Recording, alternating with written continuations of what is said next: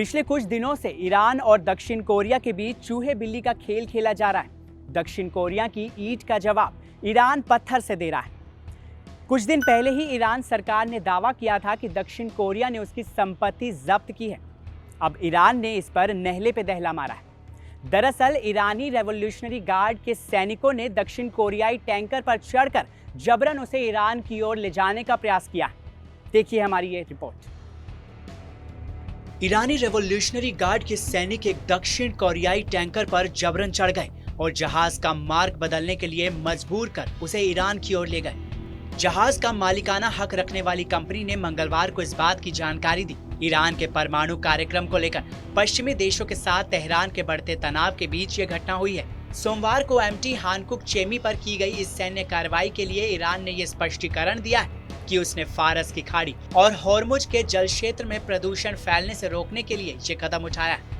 हालांकि सच इससे काफी अलग नजर आ रहा है। इसके बजाय ऐसा प्रतीत होता है कि ईरान ने अपने खिलाफ बढ़ते अमेरिकी दबाव के बीच दक्षिण कोरियाई बैंकों में जब्त की गई अरबों डॉलर की ईरानी संपत्ति को लेकर होने वाली बातचीत से पहले सियोल पर दबाव बनाने के लिए ऐसा किया है। अधिकारी ने बताया कि सैनिकों ने जहाज के कप्तान को जांच के लिए टैंकर को ईरानी जल क्षेत्र में ले जाने के लिए कहा। अधिकारी ने बताया कि कंपनी का तब से जहाज के कप्तान से संपर्क नहीं हो पाया है। जहाज पर लगे सिक्योरिटी कैमरे भी अब बंद है। हालांकि अधिकारी ने इस बात से इनकार किया कि जहाज जल क्षेत्र में प्रदूषण फैला रहा था। दक्षिण कोरिया के विदेश मंत्रालय ने जहाज को मुक्त कराने की मांग करते हुए कहा कि इसके चालक दल के सदस्य सुरक्षित हैं। दक्षिण कोरिया के रक्षा मंत्रालय की ओर से बयान जारी किया गया कि वो होर्मुज जलडम रूम मध्य के पास समुद्री लूट रोधी एक इकाई भेज रहा है, जिसमें एक विध्वंसक पोत और करीब 300 सैनिक होंगे।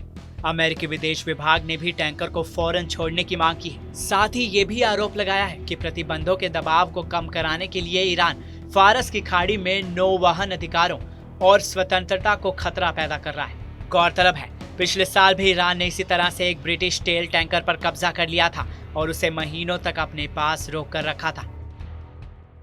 ईरान सरकार के प्रवक्ता ने तेहरान की 7 अरब डॉलर की संपत्ति जब्त करने को लेकर दक्षिण कोरियाई देश को बंधक रखने वाला देश करार दिया था।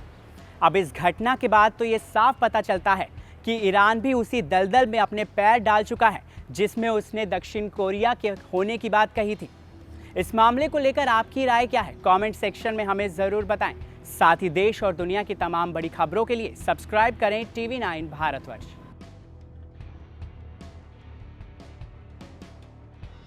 परवाह देश की, सोमवार से शुक्रवार रात 10 बजे TV9 भारतवर्ष पर। फिक्र आपकी, सोमवार से शुक्रवार रात 9 बजे सिर्फ TV9 भारतवर्ष पर।